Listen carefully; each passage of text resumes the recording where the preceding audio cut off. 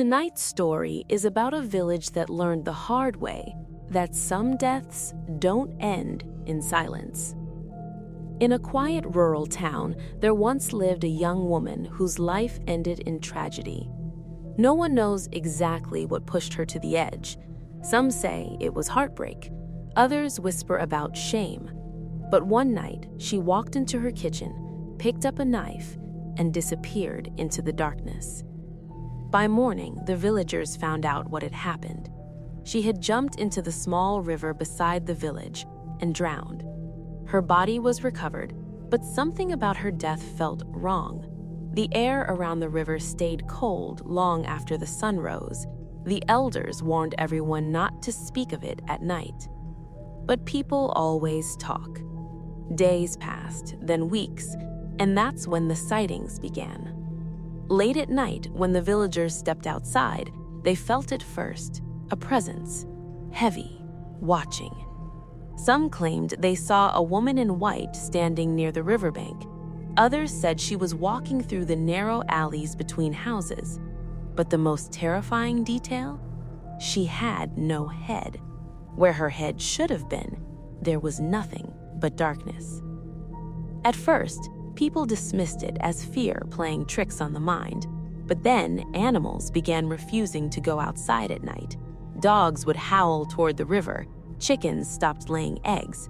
Even the air felt thicker after sunset. One evening, a man returning home late swore he saw her standing in front of his house. Her body was soaked, clothes dripping as if she had just crawled out of the river. He couldn't see a face because there wasn't one. Frozen in fear, he couldn't move.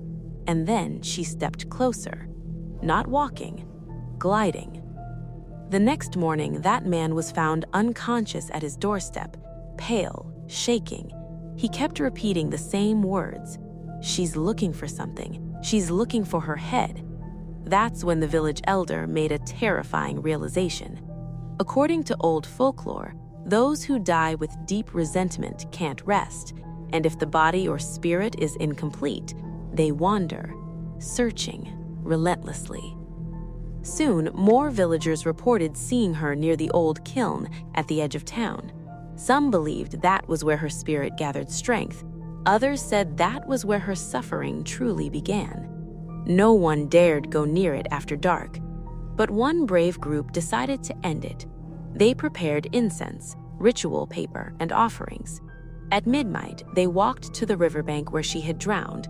The wind was unnaturally strong that night, circling around them like something alive. They called out to her. They told her to rest. They promised to remember her. And then, the river went silent. The wind stopped. From that night on, the sightings became less frequent. But even today, villagers say that if you walk alone near the river after midnight, you might feel cold water dripping beside you. And if you're unlucky enough to hear soft footsteps behind you, don't turn around, because she may still be searching for the head she lost and for the peace she never found.